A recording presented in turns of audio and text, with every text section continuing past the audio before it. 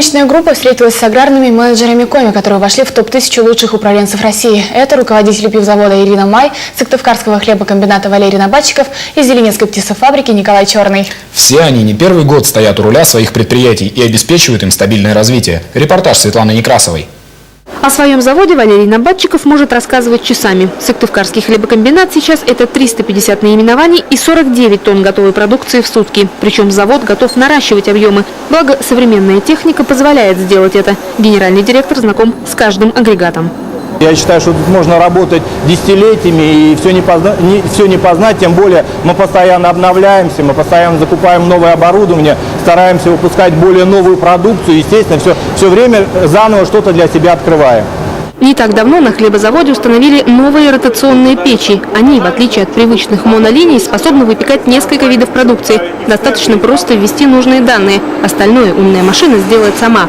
Под присмотром работников, конечно. Именно профессиональную команду Валерий Набатчиков считает главной составляющей своего успеха как менеджера.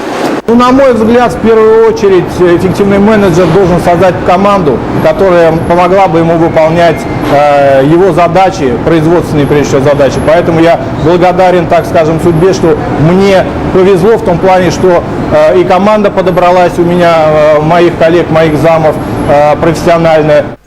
Значимость коллектива подчеркивает и еще один лучший менеджер страны – директор птицефабрики «Зеленецкая» Николай Черный. На его предприятии, судя по показателям, люди работают с удовольствием.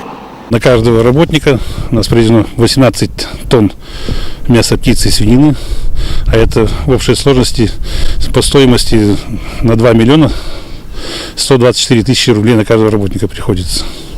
Чтобы сотрудники предприятия и дальше ударно трудились, им создают максимально комфортные условия. Например, после смены на свинокомплексе рабочие не только принимают душ, но и идут в сауну. Для них это не блажь, а необходимость. Только так можно избавиться от въедливого запаха.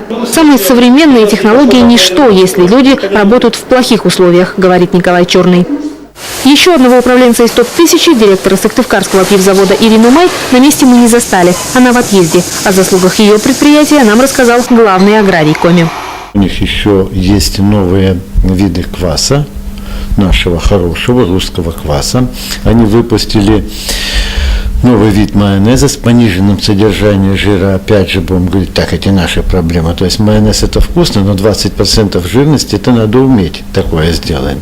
Кстати, об Ирине Май написал даже известный в мире журнал Forbes. Журналиста издания удивил тот факт, что за продукцией Сыктывкар пива на фестивале в Германии выстроилась целая очередь немцев. Для нашего предприятия это один из лучших комплиментов. Светлана Некрасова, Василий Янин, телеканал Юрган.